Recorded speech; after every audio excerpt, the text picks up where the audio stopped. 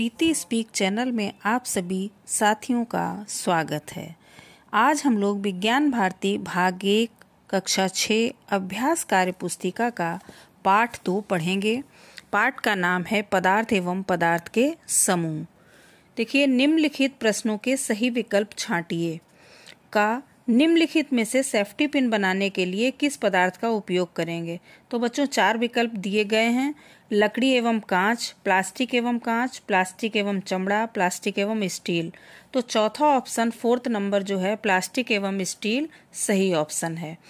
फिर देखिए, विभिन्न प्रकार के पदार्थों से मिलकर बनी वस्तु है। प्लास्टिक का मग, कांच का गिलास, फावड़ा, लोहे की कील।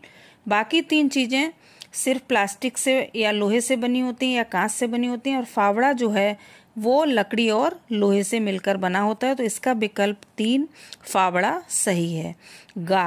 निम्नलिखित में कौन सा पदार्थ जल में पूर्णतः घुलनशील है? देखिए 4 ऑप्शन है, चाक पाउडर, चाय पत्ती, ग्लूकोज और लकड़ी का बुरादा।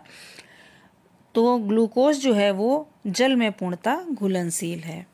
अगला देखिए, जब हम लकड़ी से बनी हुई मेज को दबाते हैं तो वो नहीं दबती है, क्योंकि इसमें भी 4 ऑप्शन हैं। लकड़ी के अणु बहुत पास पास होते हैं, लकड़ी के अणुओं के बीच स्थान बहुत अधिक होता है, लकड़ी के अणुओं के मध्य आकर्षण बल कम होता है, और लकड़ी के अणु बहुत दूर दूर स्थित होते हैं। तो बच्चों इसका ऑप्शन 1 लकड़ी के अणु बहुत पास पास स्थित होते हैं, क्योंकि लकड़ी जो है वो ठोस पदार्थ से बनी होती है, और ठोस पदार्थों का यह गुण होता है कि उनके अणु बहुत पास पास होते हैं। तो विकल्प 1 सही है। अगला, धूप बत्ती जलाने पर धुएं का आयतन व आकार दोनों अनिश्चित होता है, क्योंकि इसमें भी 4 ऑप्शन। धुएं के अणुओं के मध्य आपसी आकर्षण बल बहुत अधिक होता है, स्थान के अनुसार धुएं के अणु प्रसारित होते हैं, धुएं के अणु बहुत पास पास स्थित होते हैं, और धुएं के अणुओं के मध्य आणविक स्थान बहुत होता है। तो इसमें 4th नंबर ऑप्शन सही है कि धुएं के अणुओं के मध्य आणविक स्थान बहुत होता है। अगला देखिए, रिक्त स्थान की पूर्ति कीजिए। नारियल का तेल गर्मी में तरल और जाड़े के मौसम में रूप में परिवर्तित होता है, तो ठोस रूप में परिवर्तित होता है। सभी लोगों ने देखा होगा, नारियल का तेल जो है वो जाड़ों में जम जाता है, फिर उसको धूप में रखो या गर्म करके निकालना पड़ता है। अगला देखिए, प्लास्टिक बटन आलपिन तथा कागज में से चुंबक से चिपकाने वाली वस्तु है। क्या है? चुंबक हमेशा लोहे को चिपकाता है, तो इसमें आएगा आलपिन। आलपिन इस विकल्प में भरा जाएगा।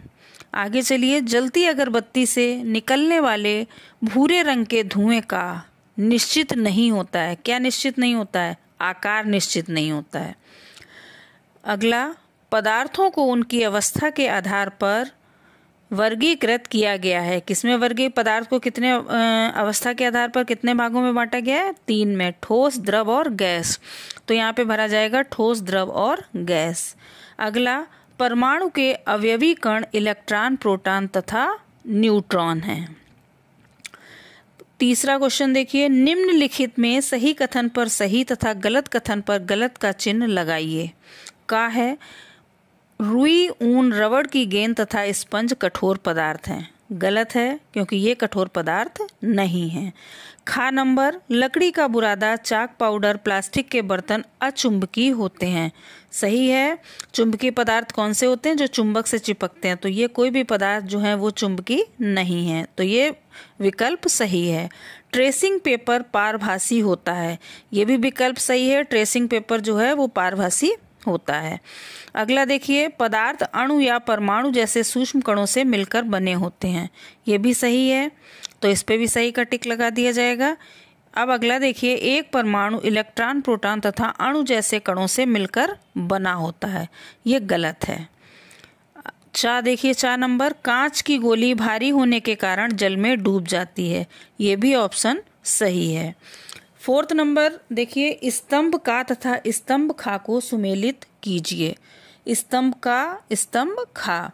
देखिए, सबसे पहले ठोस, स्तंभ का में दिया है ठोस, जल, अणु, गैस और स्टील का गिलास, और खा में दिया है इसको मिलाना है। तो ठोस जो है वो इसमें 3rd ऑप्शन में लाया जाएगा। आकार एवं आयतन निश्चित होता है। इसके बाद जल देखिए, जल कैसा होता है? पारदर्शी होता है, इसके आर पार देखा जा सकता है, तो जल को पारदर्शी यानी 4th नंबर से मिला देंगे। इसके बाद गा है अणु। अणु को नग्न आंखों से देखना संभव नहीं है, यानी 5th वाला ऑप्शन इसमें मिलाया जाएगा। गैस, गैस में 2nd नंबर ऑप्शन से मिलाएंगे, क्योंकि गैस जो है पदार्थ के कण द्रव की अपेक्षाकृत दूर दूर होते हैं तथा ये पारदर्शी होते हैं। इसके बाद स्टील का गिलास।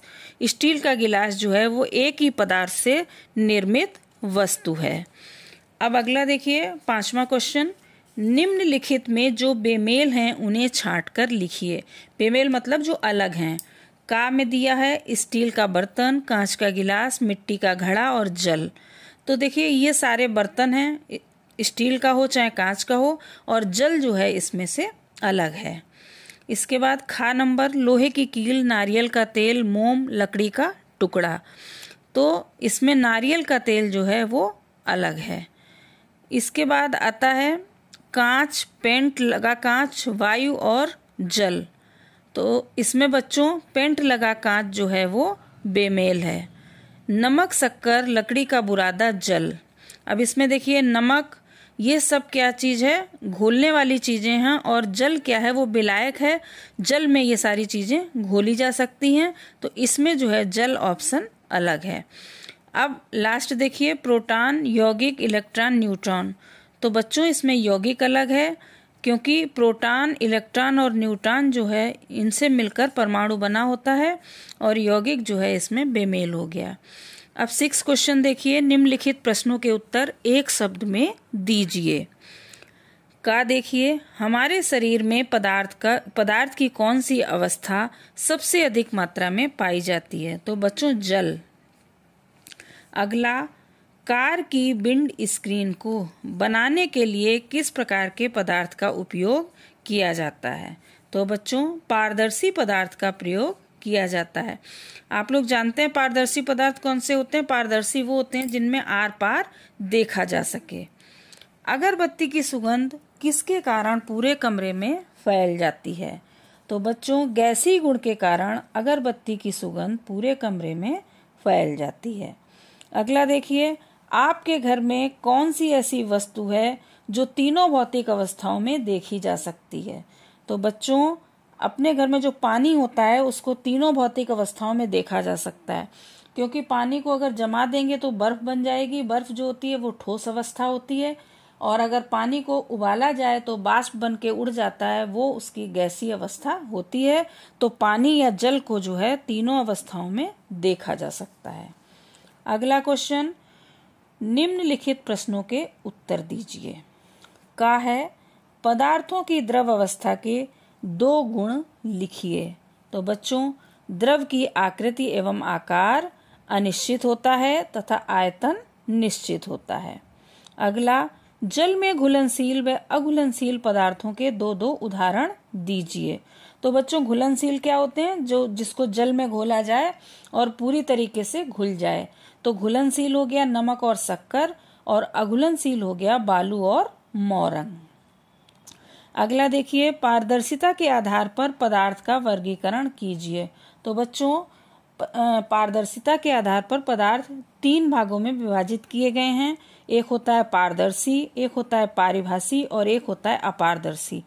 पारदर्शी वो है जिसके आर पार देखा जा सके, पारभाषी वो है जिसके आर पार हल्का फुल्का देखा जा सके, और अपारदर्शी वो होता है जिसके आर पार नहीं देखा जा सकता है। अगला, चुंबक से किस प्रकार के पदार्थ आकर्षित होते हैं? तो इसमें आएगा चुंबकीय पदार्थ जो होते हैं वही जो है चुंबक से आकर्षित होते हैं, जैसे लोहा, निकिल या कोबाल्ट। अगला देखिए, परमाणु से यौगिक के अणु कैसे बनते हैं? हाइड्रोजन तथा ऑक्सीजन से बनने वाले अणु का नाम लिखिए। तो 2 या 2 से अधिक तरीके के परमाणु निश्चित अनुपात में मिलकर यौगिक बनाते हैं, जैसे जल यानी H2O। तो H2O क्या होता है? जल होता है, और इसमें हाइड्रोजन के 2 परमाणु और ऑक्सीजन के 1 परमाणु होगा।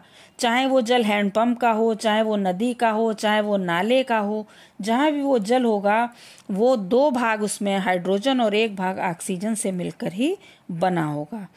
अब देखिए क्वेश्चन नंबर 8, नीचे दिए गए वस्तुओं में से पारदर्शी, अपारदर्शी तथा पारभासी को छांटकर लिखिए। तो बच्चों बता दिया था, पारदर्शी वो हैं जिससे आर पार देखा जा सके, अपारदर्शी वो हैं जिनके आर पार नहीं देखा जा सकता है, और पारभासी वो हैं जिनके आर पार हल्का फुल्का देखा जा सकता है, आंशिक तौर पे देखा जा सकता है। तो अब लिस्ट से देखिए, सबसे पहले दिया है लोहा। तो लोहा कैसा है? लोहा के आर पार देखा जा सकता है? नहीं, तो लोहे को रखेंगे अपारदर्शी में। लकड़ी, लकड़ी भी अपारदर्शी में, उसके आर पार भी नहीं देखा जा सकता है। कांच के टुकड़े, उसके आर पार देखा जा सकता है, तो ये आ जाएगा पारदर्शी में। रुई लगा, रुई के आर पार भी नहीं देखा जा सकता है, तो रुई को भी जो है वो अपारदर्शी में रखेंगे। पेंट लगा कांच, पारभासी होगा। ऊन जो है वो भी अपारदर्शी होगी। रबड़ की गेंद वो भी अपारदर्शी होगी। स्पंज भी अपारदर्शी होगा। तेल लगा कागज जो है वो पारभासी होगा। तो इस तरीके से इनका विभाजन कर दिया गया है। आप क्वेश्चन नंबर 9 देखिए। एक यहाँ पर वर्ग बना हुआ है। वर्ग में ऊपर से नीचे, बाएं से दाएं तथा तिरछे दिए गए सार्थक अक्षरों की सहायता से शब्द बनाकर रिक्त स्थान की पूर्ति करिए। तो देखिए इसमें शब्द बनाइए। सबसे पहले दिया है प्लास, रिंच, हथौड़ी इत्यादि। ये क्या होते हैं? औजार। तो यहाँ पर देखिए ये औजार को हमने लाइन से बंद कर दिया है और यहाँ पर आ गया है औजार। पारदर्शी वस्तु है। पारदर्शी वस्तु क्या होती है? कांच। अब इसमें देखिए कांच ढूंढना और ये देखिए कांच, इसको यहाँ लिख दिया। जल में घुलनशील पदार्थ होते हैं। जो जल में घुलनशील पदार्थ होते हैं वो विलेय होते हैं और जल को हम विलायक कहते हैं। तो जल में घुलनशील पदार्थ विलेय हैं। अपारदर्शी वस्तु है। अब इस लिस्ट में दी हुई है तो चमड़ा, चमड़ा अपारदर्शी वस्तु है। जल से हल्की वस्तु है मोम। जो भी चीज जल से हल्की होंगी वो तैरती हैं। जब कभी मोम, अगर मोमबत्ती तुम टपकाओ तो मोम जो है वो जल के ऊपर तैरता रहता है। जल पारदर्शी तथा विलायक है। यहाँ पे 7वें नंबर में कील आएगा। कील चुंबक द्वारा आकर्षित होती है। इसके बाद क्वेश्चन नंबर 10, चित्र को देखकर बॉक्स में चुंबकी तथा अचुंबकी लिखिए। देखिए बच्चों ये 4 चित्र बने हुए हैं। पहला स्माइली बॉल बनी हुई है, तो ये अचुंबकी है, ये चुंबक के द्वारा आकर्षित नहीं होगी। दूसरे में लोहे की कील बनी है, ये चुंबकी है। इसके बाद तांबे का एक कप बना हुआ है, वो भी अचुंबकी है। और लकड़ी बनी हुई है, उसमें वो भी अचुंबकी है। क्वेश्चन नंबर 11, नीचे दिए गए पदार्थ जल में घुलनशील, अघुलनशील हैं। सम्मुख बॉक्स में लिखिए। तो बच्चों नमक, नमक को पानी में घोलते हैं तो क्या होता है? घुल जाता है। तो नमक कैसा हो गया? घुलनशील हो गया। रेत, बालू को अगर पानी में घोलोगे घुलेगी नहीं, तो वो हो गई अघुलनशील। शक्कर, शक्कर भी घुल जाती है, हो गई है घुलनशील। जो चाक पाउडर है उसको पानी में घोलो, वो भी घुल जाता है, लेकिन बच्चों पूरी तरीके से नहीं घुलता है, तो उसको अघुलनशील में भी नहीं रख सकते हैं। इसलिए या तो आंशिक घुलनशील या फिर उसको घुलनशील बोलेंगे।